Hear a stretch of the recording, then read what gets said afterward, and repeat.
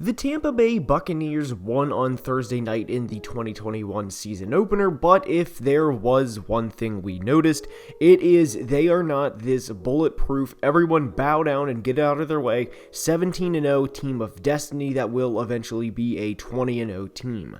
While of course they do have Tom Brady, Rob Gronkowski, and everyone else, this is not a team that is going to absolutely steamroll everyone, and a lot of the media seemingly thought they were going to just 48 hours ago. In a lot of ways, this can be viewed as a win for the Cowboys, as Dak Prescott is 100% healthy, the receivers looked great, and especially Amari Cooper. And if this team played the defending champion Bucs this well this early, then the Cowboys should have a lot of success in 2021. Now, without further ado, let's dive in. The main takeaway I have with the Bucs defense from Thursday night is if you are going to beat this team this year, it is going to have to be through the air. Sure, there may be a game or two where a team gets 100 plus rushing yards as it is a brutally long 17-game season, but shout out Vita Vea. In my personal opinion, he is the most dominant player at what he does on the team. He is a run-stuffing defensive tackle, and by the way, the most dominant in his role means he is the most dominant at what he does, not the best defensive tackle in the league, because for clarity purposes, I am not saying that that is number 99 on the Los Angeles Rams.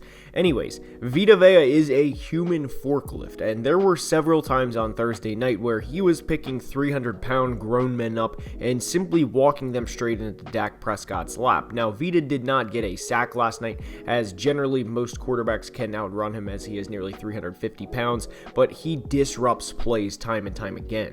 And time again last night, Dak Prescott was under pressure and in very stressful situations, and he delivered more often than not.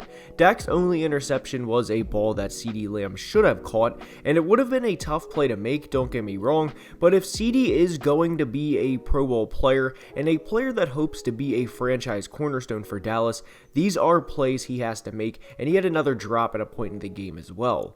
But if there was one takeaway from Thursday night, it is the Bucs are a very beatable team. You just cannot make mistakes against them, and certainly not mental mistakes against them.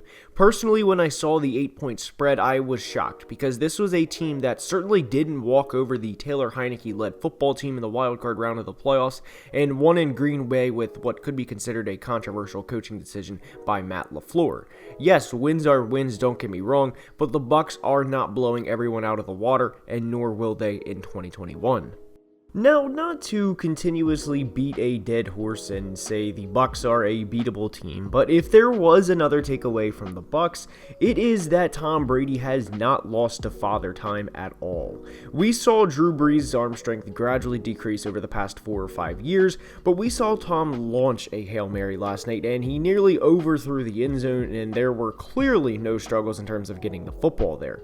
So a question I'd like to know your guys' thoughts on in the comments is, how long do we think Tom can play at this level? There's a whole generation of fans, and really at this point 2 generations of fans, that don't know the NFL without Tom Brady, as people that were born in either 1994 or 95 may remember a season or 2 before maybe The Greatest Show on Turf and maybe 2000, but ever since, all they've known is Tom Brady, which is kind of crazy to think considering people born in those years are nearly 30 years old. But one point I wanted to discuss in today's video was that Tom Brady isn't even close to slowing down. Usually with older quarterbacks, and we saw this with both Peyton and Drew in their later years, more so Peyton 2015 specifically, was arm strength deterioration. But with Tom at 44 years old, who's to say he can't play until he's 46 based on what we saw last night? Now, every Friday morning, I will not be posting a video based on the previous night's game because, by the way, in a couple of weeks, that would be the Panthers and the Texans, but I did want to point out some things we saw as football fans on Thursday night. This video is going to be all in all much shorter than a normal video, but I wanted to reiterate the point that the Bucs are not this juggernaut, and everyone should not play them now because of how good they might be and because of big bad Tom Brady. Now, I will address the Godwin push-off because I'm sure you guys would want me me at least to give some sort of statement or input on this. Does it suck right now for the Cowboys fans and the organization because of this no call? Yes, absolutely it does. It was an offensive pass interference, but to be completely honest, and I know this absolutely just blows and is not a good situation for Cowboys fans right now, I don't know how many times that penalty would get called in that situation at that point in the game, given the circumstances that it was. Unless it is a team refs generally do not favor, sorry Detroit Lions fans, I don't think this call gets made for most teams in the NFL.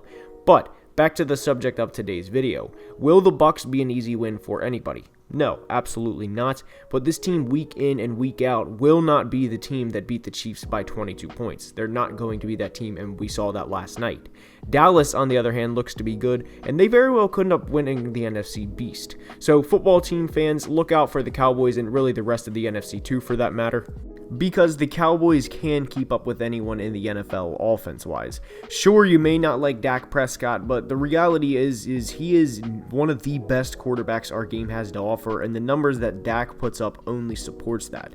The wins will eventually come for this team. I mean, if they're only losing to the Bucs on a last-second field goal by 2 points in Week 1, then I think the Cowboys are definitely, right now at this point, a team to look out for.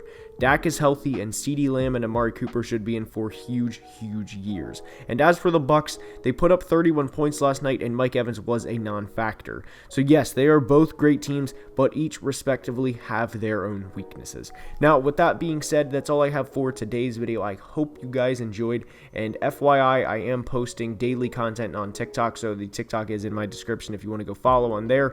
Anyways, I appreciate you guys' time out of your day if you're still watching, and at this time, I ask that you like the video and subscribe to the channel, as it would mean the world. And until next time, have a great day, have a great weekend, a great NFL filled weekend. Love you guys. Deuces. Peace.